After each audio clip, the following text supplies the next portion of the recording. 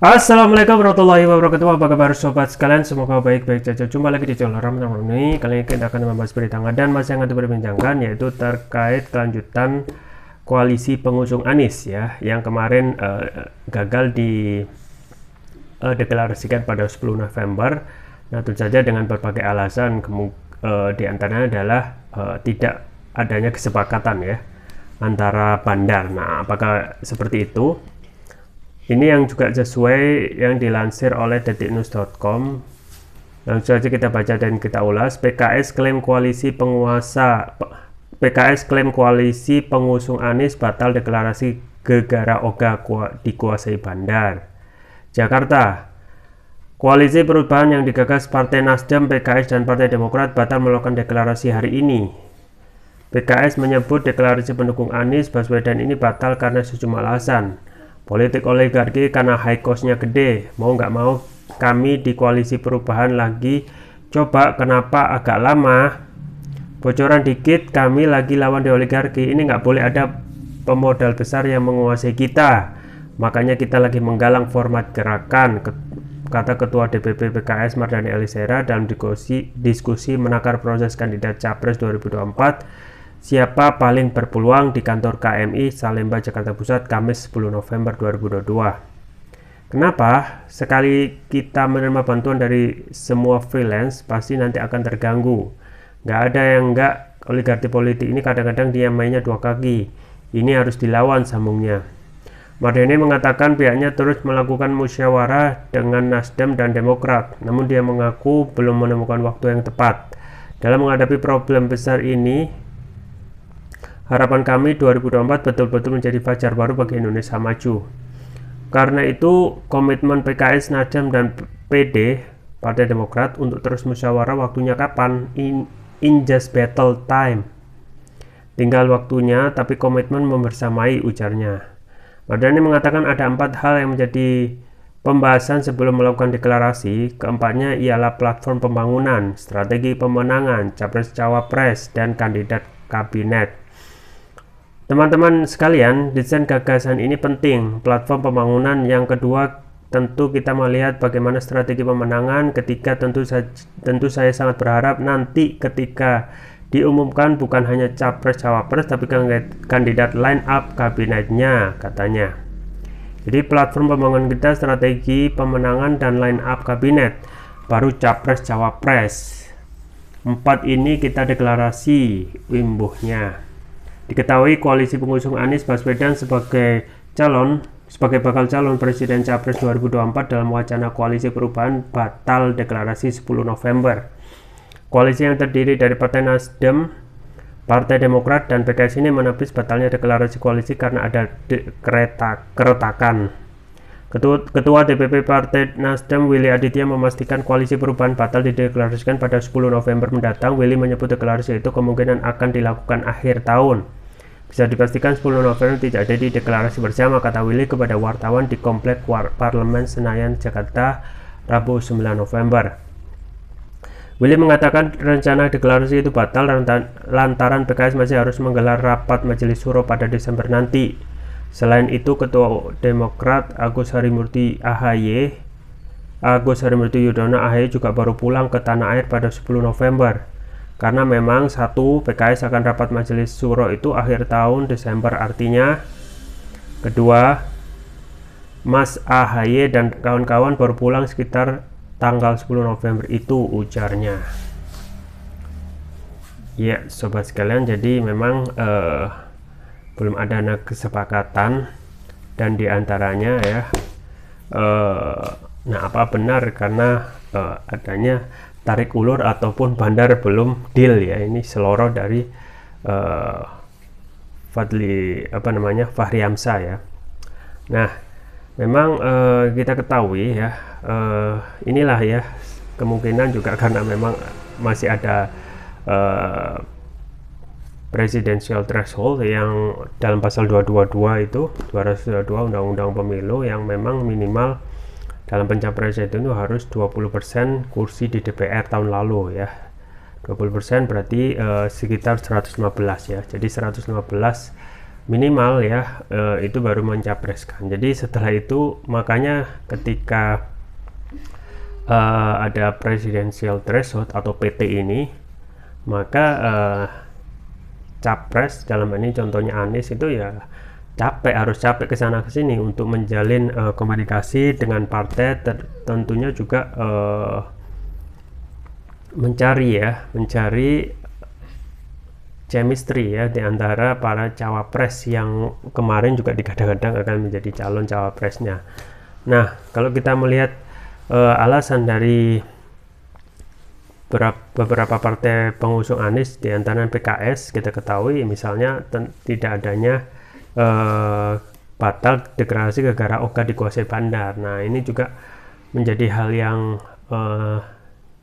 yang tidak mungkin ya dalam hal pemilu ini kalau tidak dibiayai oleh cukong atau oligarki. Secara memang biaya pemilu itu mahal ya, biaya pencapres itu mahal ya. Kalau kita melihat biaya pemilihan gubernur itu sudah 250 M ya. Kemudian kalau presiden itu bisa triliunan, dari mana anggarannya? Tentu saja kalau itu diantaranya yang paling memungkinkan yang dari cukong. Nah, ini juga menjadi perdebatan ya, dan masih dalam proses di pembicaraan di antara para partai koalisi. Kemungkinan memang tidak ada kesepakatan ya, karena untuk alasan-alasan sifatnya teknis, misalnya Mas AHY itu belum pulang dari Jerman misalnya. Kemudian kalau PKS itu akan mengadakan majelis suryo Desember, kan itu sebenarnya bisa di pending ataupun dimajukan ataupun ditunda ya, untuk mendahulukan ya deklarasi koalisi gitu ya. Dan memang ini akan ada ya ketidaktentuan kedepannya terhadap nasib koalisi ya, karena saling tarik ulur, kemudian tidak ada kesepakatan terutama untuk dua hal, yaitu tentang siapa cawapres, dan yang kedua adalah komposisi kabinet gitu ya. Karena cawapres ini meskipun kita ketahui saat ini tidak strategis, dari mana ya, misalnya untuk cawapres sekarang kan perannya tidak strategis, hanya dalam tanda kutip hanya sebagai penyedot suara ya yang signifikan ya.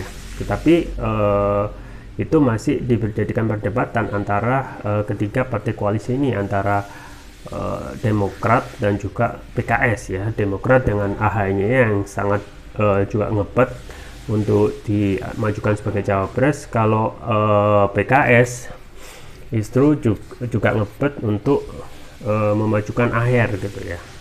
Nah, memang untuk jumlah koalisi ya, kalau kita melihat itu masih memang sangat riskan ya kalau salah satu dari ketiga partai koalisi yaitu Demokrat, PKS, dan Nasdem ini berpisah ya. Sebagai informasi, misalnya untuk Demokrat itu ya dicatat posisi kursinya di DPR saat ini ku 54 ya, PKS 50, Nasdem 59 ya.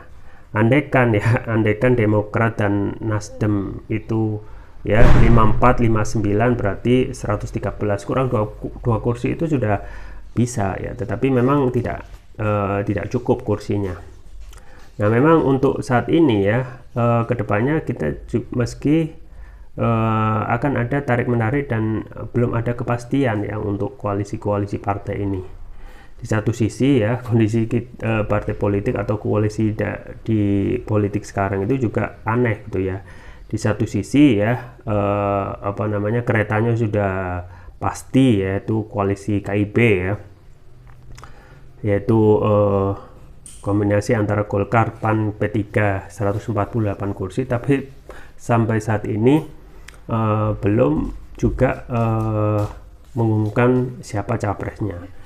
Juga ada ya yang sama gitu ya, koalisi kebangkitan Indonesia Raya ya, yaitu dari Gerindra dan PKB, meskipun sudah pas kursinya antara Gerindra dan PKB, Gerindra 78 dan PKB 58, itu juga atau belum mendeklarasikan kursinya gitu untuk cawapres ya. Nah, di lain pihak yang juga mempunyai golden ticket dari awal gitu ya, PDIP 128 kursi ini juga masih belum bisa menentukan siapa capresnya ya. Artinya memang dalam hal ini kondisi tiap partai politik itu ya masih wait and see ya, tidak mau rugi ya, tidak mau melakukan kesalahan fatal ya. Nah, inilah ya dalam dalam partai politik yang didasarkan atas demokrasi saat ini ya, motivasinya kan hanya kekuasaan ya, tetapi jarang sekali kita menyebut isu-isu tentang untuk memperjuangkan kepinginan rakyat ya. Jadi lebih condong ataupun lebih fokus bagaimana untuk memenangkan ataupun berpikir ya untuk bagi-bagi kue kekuasaan. Nah, saat ini kalau kita melihat peta konstelasi, karena belum ada kepastian ya dari semua koalisi yang sudah ada, kemungkinan itu akan ada skenario-skenario baru gitu ya. Kalau koalisi pengusung Anies yaitu Nasdem, Demokrat dan PKS itu bubar jalan ya. Nah, untuk untuk Nasdem misalnya ya, itu kalau kita melihat perolehan kursi bisa gabung ke PKB gitu ya. Jadi PKB, Nasdem itu akan ke PKB misalnya. Ini cuma skenario yang kemungkinan bisa saja terjadi gitu ya. Nasdem ke PKB dengan mencalonkan Anies dan Khofifah ya. Jadi kalau kursinya kan sudah pas 117 ya. Kemudian bagaimana Demokrat juga kalau bubar jalan bisa jadi ke KIB gitu ya, dengan mencalonkan Erlangga dan AHY. Erlangga presidennya, capresnya, AHY wakil presidennya. Kemudian bagaimana PKS juga mempunyai peluang ya untuk ketika nanti bubar jalan bisa gabung ke Gerindra gitu ya, dengan tetap mencalonkan Aher dengan capresnya Prabowo ya, kemudian cawapresnya Aher ya. Nah, tinggal PDIP ya. PDIP ini yang dari awal meskipun akan sulit ya, kalau sulit tetap juga mempunyai peluang golden ticket PDIP ya, dengan memajukan Ganjar dan Puan sebagai cawapresnya ya, atau Puan atau Sandiaga Uno. Jadi nanti kalau seperti ini konstelasinya ya, karena sedari awal masing-masing partai masih wait and see ya, dan masih berpikir pragmatis apa yang akan diperoleh nanti misalnya ya. Dan ini kemungkinan akan terjadi ya deal-deal para partai koalisi ini ya, kemungkinan akan deal-deal sampai batas akhir ya, kalau nggak Oktober atau November 2023. Karena tidak mungkin ya partai itu ya dalam hal pencalonan ini hanya melakukan pencalonan tanpa adanya kepastian yang pasti untuk memenangkan pilpres ini gitu ya. Jadi nanti skenario nya jadi berubah 180 derajat gitu ya. Nanti misalnya Nasdem ke PKB ya, Anies sebagai presidennya, kemudian capresnya, kemudian cawapresnya Khofifah ya. Kemudian Demokrat bisa ke KIB ya. Jadi nanti benar-benar berubah 180 derajat. Erlangga sebagai cawapresnya, AHY jadi cawapres. Kemudian PKS bisa ke Gerindra ya, dengan cawapres Prabowo ya, capres Prabowo, cawapres Aher Ahmad Heriawan. Kemudian PDIP yang sudah dari awal mendapatkan golden ticket itu bisa mencalonkan Ganjar dan cawapresnya Puan ya, atau Sandiaga Uno. Nah ini tinggal kembali kepada tiap-tiap partai politik gitu ya, dan kita juga kayaknya tidak mungkin lah ya tetap mempertahankan alasan bahwasanya tidak ada cukong ya, karena dalam hal demokrasi ini ya tidak bisa lepas dari siapa yang membiayai ya, ataupun cukong siapa yang akan membiayai pilpres nanti gitu ya. Nah kemudian juga permasalahan cukong atau bohir yang nanti membiayai pilpres, tentu saja juga ada banyak kemungkinan ya, kemungkinan yang bisa kita prediksi adalah tentu saja cukong ini juga tidak mau rugi gitu ya. Makanya kemungkinan besar juga cukong ya nanti itu bermain di 3 kaki misalnya. Nanti juga akan membiayai dalam hal ini ya capres Anies ya, kemudian bisa juga membiayai capres dari koalisi KIB, kemudian juga membiayai gitu ya capres dari koalisi misalnya PKS dan Gerindra.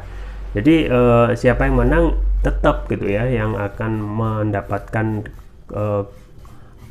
kekuasaan di belakang pemerintahan adalah cukong ya, cukong yang membiayai masing-masing itu ya. Kalau satu kalah ya pastilah dia akan tetap mendapatkan ya power ya di balik pemerintahan nanti yang terpilih. Nah, itulah demokrasi yang saat ini kita tidak melihat bahwasanya fokus yang mereka pikirkan itu lebih fokus untuk umat, tetapi lebih ribut untuk masalah kue kekuasaan yang akan mereka perebutkan di capres maupun cawapres 2024. Ya, kita tunggu saja ya skenario yang akan terjadi, apakah ini akan terjadi, yaitu skenario bubar jalan dengan skenario yang saya sampaikan, ataupun tetap untuk mempertahankan skenario awal dengan menunggu waktu yang pas, kemungkinan di detik-detik terakhir ya pendaftaran capres dan cawapres. Itu saja yang bisa saya sampaikan. Semoga bermanfaat. Jangan lupa like, share, dan subscribe. Sampai jumpa lagi. Wassalamualaikum warahmatullahi wabarakatuh.